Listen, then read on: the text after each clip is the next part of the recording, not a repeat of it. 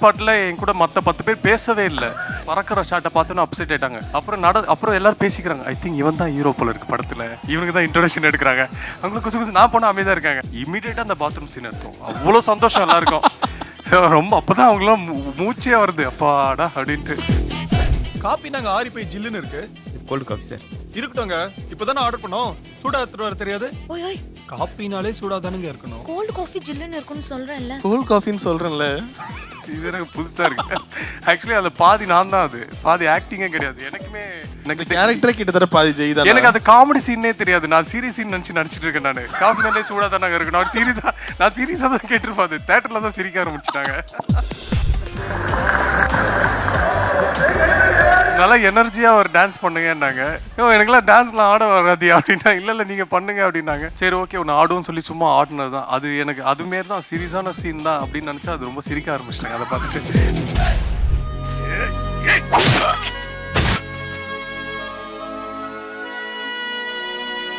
இந்த வாட்டி நம்ம டூ ஆர் டை அப்படின்ற முடிவு எடுத்துட்டு பொலிச்சுன்னு ஒன்று வந்தது இந்த இடத்துல. ஸோ சரியான அடி. அவங்களுக்கு என்னன்னா அதான் படத்தோட லாஸ்ட் ஷூட்டிங். இதுக்கப்புறம் எனக்கு ஷூட்டிங்கே இல்லை அந்த படத்துல. பரவாயில்ல, உண்மையா முடிச்சிருப்பாங்க, நம்மள கோணில தூக்கி போட்டு போயிருப்பாங்க. அந்த மாதிரி இருந்தது. 10 இடத்துல ஹோல்ஸ், பிளட்டு. அது வந்து சமுத்திரக்கன்யானா தான் வந்து பார்த்தார் ரூம்ல. பார்த்துட்டு என்ன முன்னாடி பார்த்தா பின்னாடி ஃபுல்லாக ஹோல்ஸாக பிளட் வந்துட்டு இருக்கு. அப்புறம் அவர் வந்து க்ரீம் அப்ளை பண்ணி, தம்பி நான் ரொம்ப தேங்க்ஸ்லாம் சொல்லாதப்பா, நாளைக்கு என்ன கழுத்தா இருக்கிற சீன் இருக்கு, கழுத்துல நீ தான் வந்து க்ரீமா போடணும். Title sponsors Max Gold. Max Gold, cash for gold. Call 04445454545. Let's go holidays. Travel beyond boundaries. Anand Baniyan. 60 வருட நம்பிக்கை. Anand Baniyans and Briefs. Karthipuram, 200 acres township in Coimbatore. Ready to construct premium villa plots and commercial plots with world-class infrastructure. Presents Jai Fans Festival. Supported by Darling AC Tiruvizha. இந்தியாவிலே மிக குறைந்த மாத தவணையில் AC. Milky Mist. EGS Pillai Group of Institutions. The legacy of educational excellence in the Delta region. Powered by SKM Purna. SKM Purna Rice Bran Oil. Jayachandran. எல்லாமே இருக்கு, நல்லாவே இருக்கு. Venue partner Chennai's Amartha Group of Institutions. Best Aviation College in South India.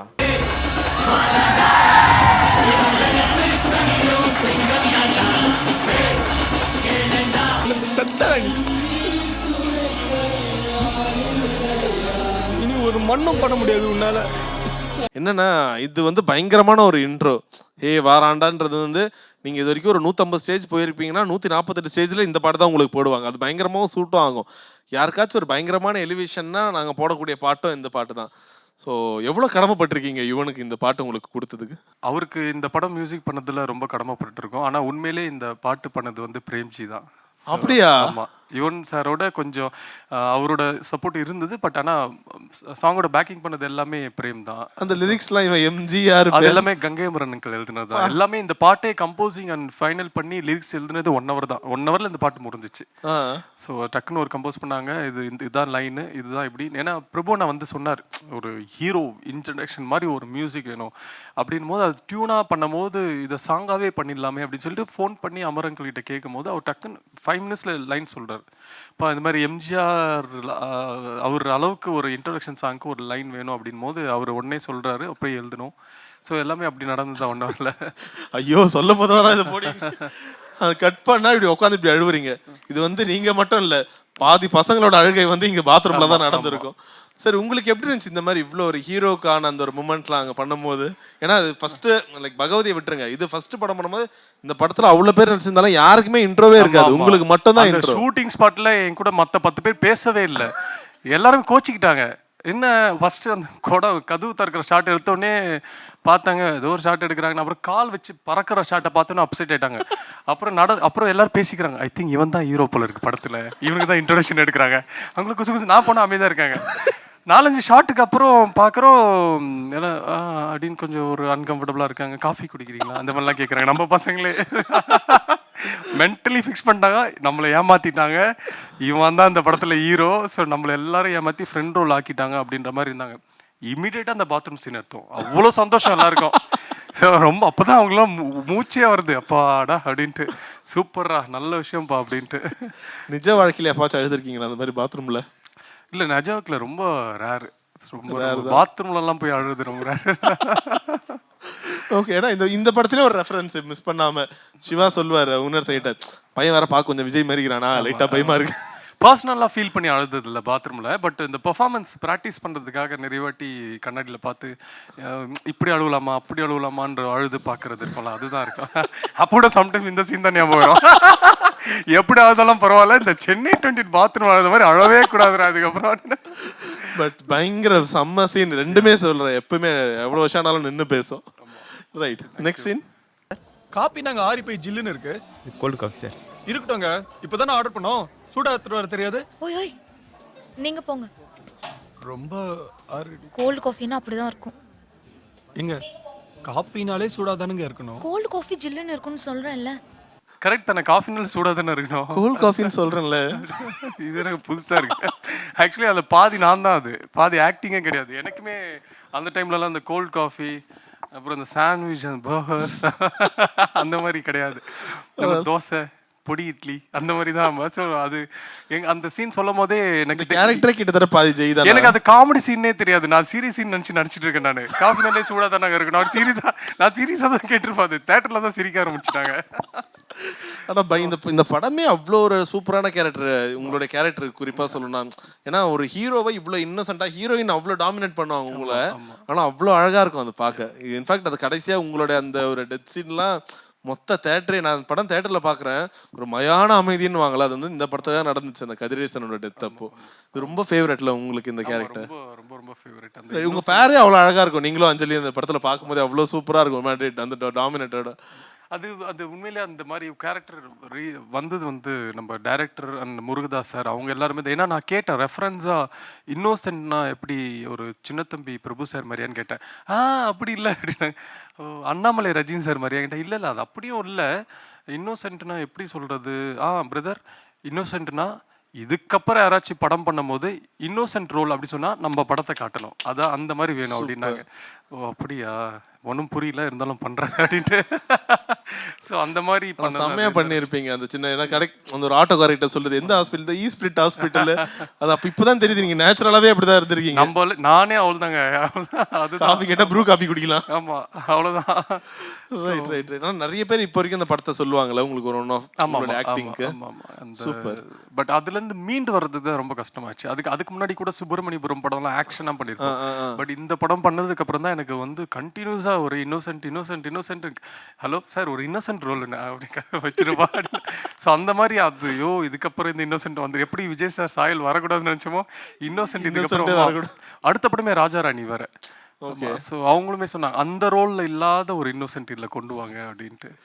Innocent தான் என்கிட்ட எதிர்பார்ப்பீங்க. ஆனால் நிறைய படங்கள்ல உங்க கூட நடிக்கும் போது ஹீரோயின்ஸ் கொஞ்சம் டாமினண்டா இருக்காங்க. ஆமா அந்த டைம்ல வந்த படங்கள்ல மேபி லைனா. பட் அதுதான் கொஞ்சம் சப்போர்ட்டிவா ஹெல்ப்ஃபுல்லா இருந்திருக்கு. Super brother as always. Okay, next scene.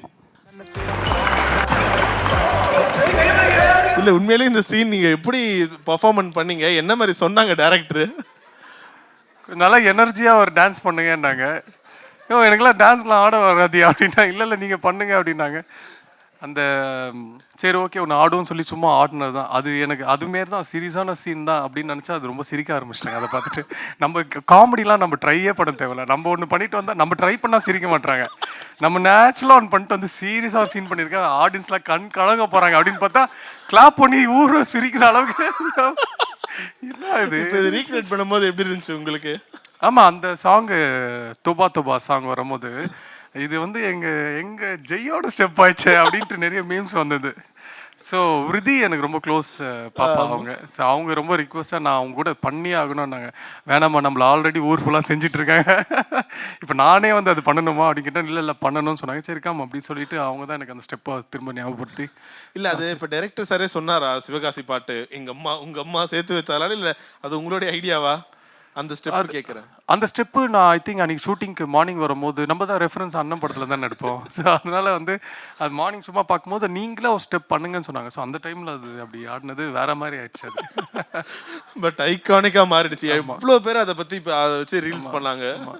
அதுதான் தோபா தோபா வரும்போது கூட வந்து அது சிவகாசி சாங்குன்னு சொல்ல என்னோட ஸ்டெப்புன்ட்டாங்க.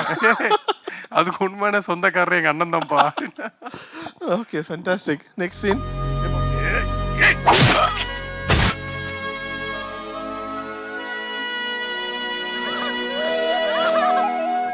உண்மையிலே இந்த இந்த இடத்துக்கு நானும் சசிகுமார் சாரும் போனோம் மதுரையில்.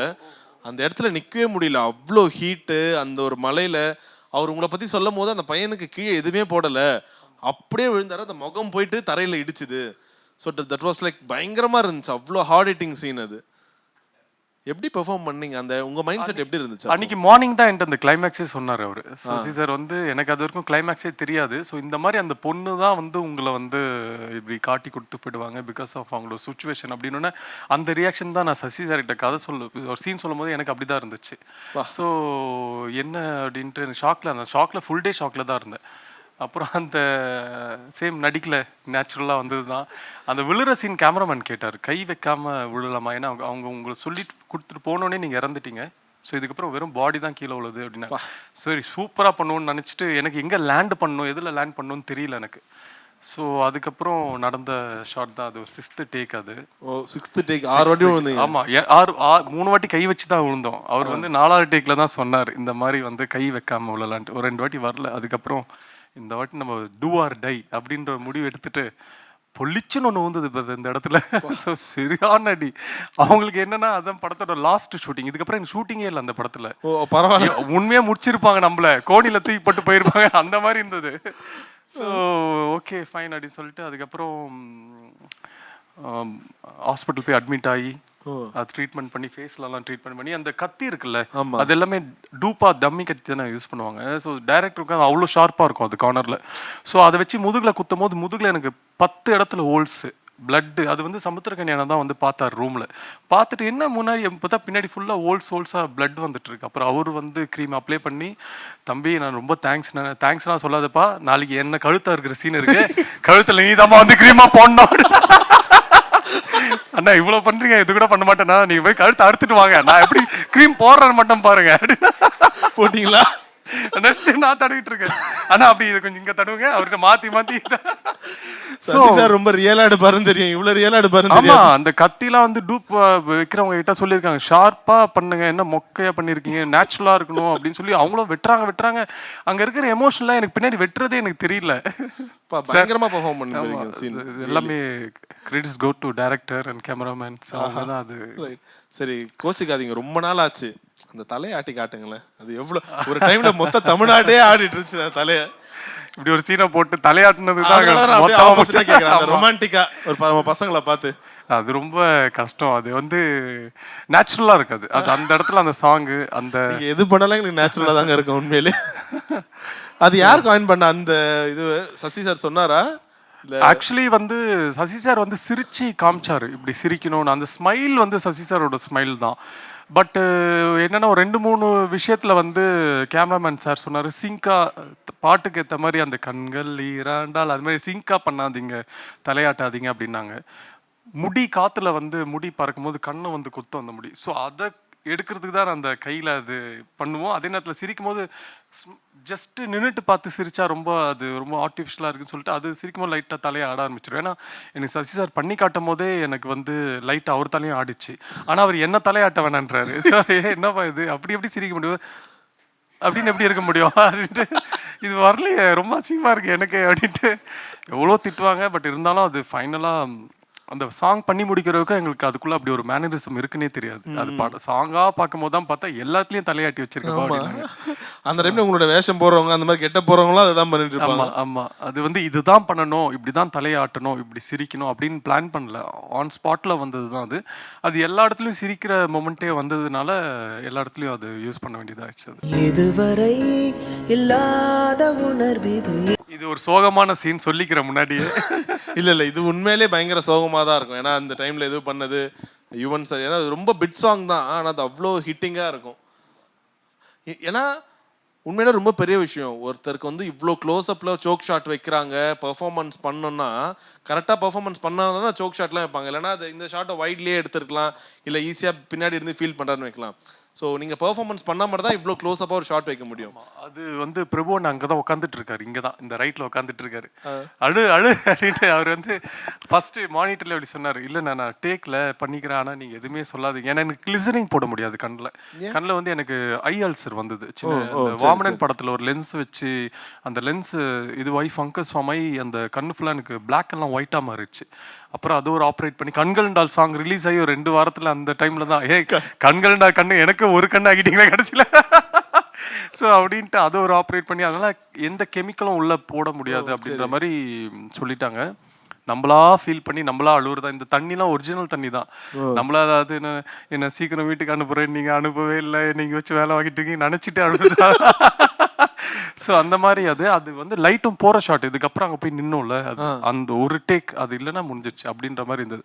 அப்போ தான் என்கிட்ட சொல்கிறார், இந்த மாதிரி ஒரே ஷாட்டு, அது வந்து சைடில் இவங்களோட இதெல்லாம் வரும். ஸோ இந்த மாதிரி ஒரு அழுகிற சீனு, நீ வந்து என்ன பண்ணு, ஃபஸ்ட்டு தண்ணி வர வேணாம், அது கொஞ்ச நேரம் கழிச்சு தண்ணி வர மாதிரி பார்த்துக்கோ அப்படின்னு சொல்லிட்டு போயிட்டார். அவர் போய் உட்காந்துட்டாரு. ஆஹா என்னென்னமோ கேட்டிருக்காரு. கமல் சார்லாம் பண்ணுவாங்களே அந்த மாதிரி. பட் அந்த டைம்ல எனக்கு அந்த ஷாட் தான் ஃபர்ஸ்ட் ஷாட். நம்ம நினைச்சா கண்ணுல இருந்து தண்ணி வரும் தெரிஞ்சுக்கிட்ட ஃபர்ஸ்ட் ஷாட் அதுதான். சரி வரும், அது எப்படியோ வரும்பா அப்படின்னு நம்பிட்டு நானா என்னோட பர்சனல் திங்ஸ் எல்லாம் நினச்சிட்டு இப்போ அந்த சாங்கும் பின்னாடி அப்போ சாங் ரெடி ஆகலை, இப்படி ஒரு சாங் வரும்னு சொன்னாங்க.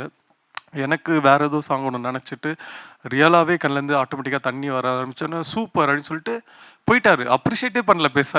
நான் இங்கே ஒருத்தர் தண்ணி அழுதுனுங்க நல்லா நினச்ச கூட சொல்லலை அப்படின்ட்டு. அப்புறம் போய் கேட்குறவங்க பிரபன், ஆனால் அது ஓகேவா இல்லை எதுவும் சொல்லாம நல்லா இருக்குடா சூப்பராக இருக்குடா ஏன்டா அப்படின்னாரு. இல்லை நல்லா இருக்குன்னு கூட சொல்ல, இதெல்லாம் நீ நல்லா பண்ணுவேன்னு எனக்கே தெரியுமா அப்படின்னு சொல்லிட்டு, எப்போ எனக்கு தெரியாத விஷயம் கூட உங்களுக்கு தெரிஞ்சது அப்படின்னு. ஸோ அந்த மாதிரி அவர் ஒரு கான்ஃபிடென்ட் கொடுத்தாரு எனக்கு அந்த டைமில், நீ தான் அதெல்லாம் கரெக்டாக பண்ணுவேன் அப்படின்ட்டு. சூப்பர். ஏன்னா இப்போ வரைக்கும் அது ஒரு பயங்கரமான லவ் ஃபெயிலியர் சாங்ஸ்னா அந்த ஒரு பிட் சாங்ல இந்த பாட்டு கண்டிப்பா இடம் பெற்றிருக்கும். பயங்கரமான ஒரு song. Title sponsors Max Gold. Max Gold, cash for gold. Call 04445454545. Let's go holidays. Travel beyond boundaries. Anand Baniyan. 60 வருட நம்பிக்கை Anand banians and briefs. Karthipuram, 200 acres township in Coimbatore. Ready to construct premium villa plots and commercial plots with world-class infrastructure. Presents Jai Fans Festival. Supported by Darling AC Tiruvizha. இந்தியாவிலே மிக குறைந்த மாத தவணையில் AC. Milky Mist. EGS Pillai Group of Institutions. The legacy of educational excellence in the Delta region. Powered by SKM Purna. SKM Purna Rice Bran Oil. Jayachandran. எல்லாமே இருக்கு, நல்லாவே இருக்கு. Venue partner Chennai's Amarda Group of Institutions. Best Aviation College in South India.